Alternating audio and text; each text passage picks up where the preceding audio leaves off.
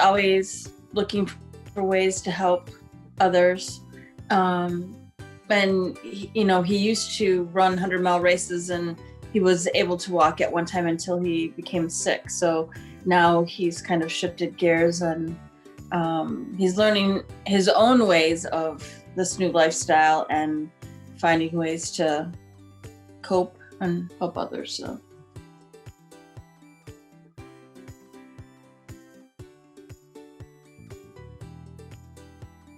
Before even being in a power chair, I think we've always found our struggles and said that if we're struggling with this and we're more able to do our communication and reach out and a little bit better able to advocate for ourselves, that if it's this difficult for us, it's got to be a whole lot more difficult for other people that don't have the same blessings and good things that have happened over our life, and that if we're gonna do this for ourselves, we might as well create pathways where other people succeed at the same time, and allow those to be the other people's pathways to be the driver of what and where our advocacy and efforts are going. Again, I think it's very hard for someone who is able in ways to maneuver some of this stuff. So it's got to be just that much more difficult. And the steering of through these pathways shouldn't be part of the difficulties that a patient and caregiver and families go through, right? There's enough hard things in people's lives in these paths that finding answers shouldn't be the hardest thing they have to do in a day.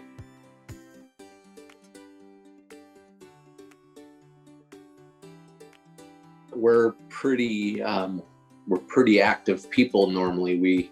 We've always been out and about and at music venues and restaurants and different things that go on in the city. And when I left the hospital in a wheelchair a few years ago, you realize that you want to go out and do all of this stuff, but you can't go do it all the same way that you did, and that you spend so much of your time trying to find where you can go and where is your access and where is places to charge your chair and where are places that have bathrooms that work, and that you, by the time you figure it out, you just are so exhausted from it that you don't even go out.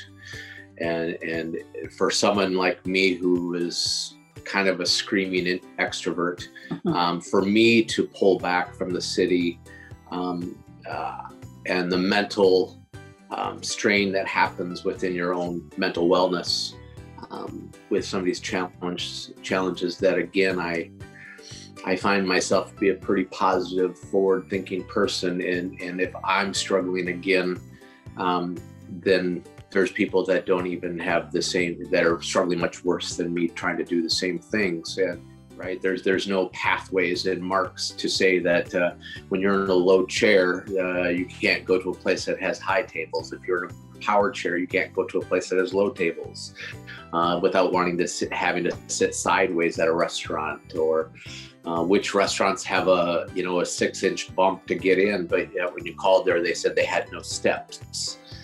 Or even from a standpoint of my friends even wanting to take me out for coffee or something like that, we tend to go to one place because they know one place works rather than there's 40 other places that would work. So you kind of start getting to the point where you're stuck into one place because it seems to work, and it doesn't lend to building a community and getting people out and letting them re-engage with their friends and families and communities in ways that they were used to prior to arriving day one in a wheelchair. With Access Our City, the idea is kind of a combination of eBay and Waze and Yelp.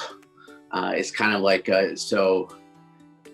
when it's all finished and said and done, it'll be something like, I want to eat pizza and I have a power wheelchair. So I put in those things kind of like you would go on eBay. You'd say like an orange coat, I want it waterproof, I want it XL or whatever, right? And so then it pulls up all of those. So this will be a system that when you put in pizza, power wheelchair, and and say your downtown location or wherever you're at in the city, it will give you those places that have requirements that match your chair or your ability. And then it'll also have the system where it'll show you which sidewalks are recommended to get there because of maybe construction in a sidewalk, so you don't have to backtrack different ways and try to find ways through the city that are accessible for you. And then the only thing that will be done with it, it will be accessibility reviews, not reviews on the food, but reviews on, yes, they did have a good accessible bathroom. You can get through with a power wheelchair, or you can get through with a manual wheelchair. There is, just those tips and tricks of where you can go and how to maneuver it.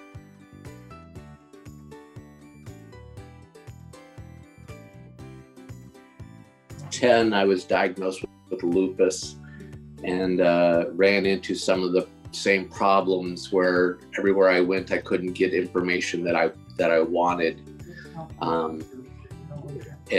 So we reached out to the National Lupus Foundation, thinking that maybe there's a place to start for us to get some information on the disease. And they didn't return our messages. I'm not sure if they liked our just didn't like our questions or what, but we didn't get responses. So then we reached out to the Wisconsin part, so the state charter from that, and they didn't respond either. So eventually I tracked the person down on Facebook and found them there and asked a question that I said, I'm not sure I want to be part of the Lupus Foundation, but I'd like to figure out what we can do in La Crosse area for others that are diagnosed, so maybe we can lessen the struggles of questions and answers.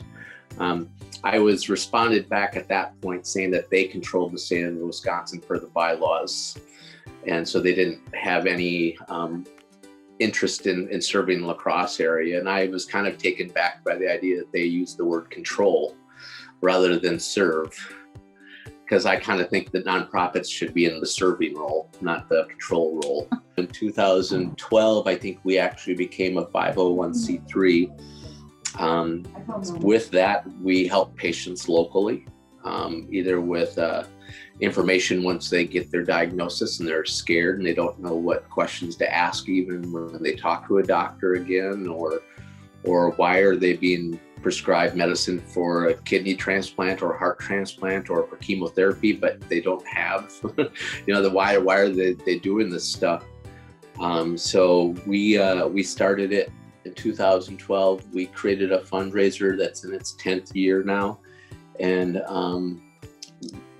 we work hard on the idea of a patient should be able to have reliable information and better ways to learn how to communicate with loved ones. So we work on ideas of conversations that patients can have with their family, patients can have with their doctors.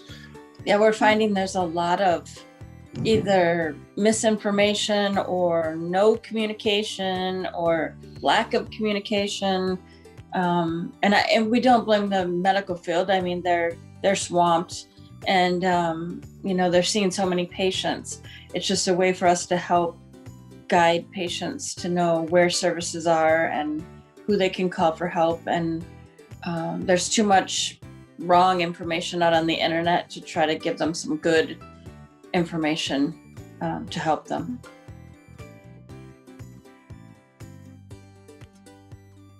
I think a message that I have for people, and this is kind of it happened to me one day. I was in a coffee shop at Barnes & Noble. I was in their cafe, and I was leaning up against one of the pillars in the cafe, and I was getting electrocuted from head to toe from my lupus.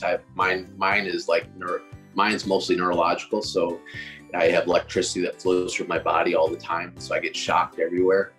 And so I was getting shocked really bad, and I thought to myself, man, no one in here knows what I'm going through right now. This is horrible. I wish everyone knew that I was being shocked. And I don't know why I felt everyone needed to know, except for my own ego. Maybe thought that, right?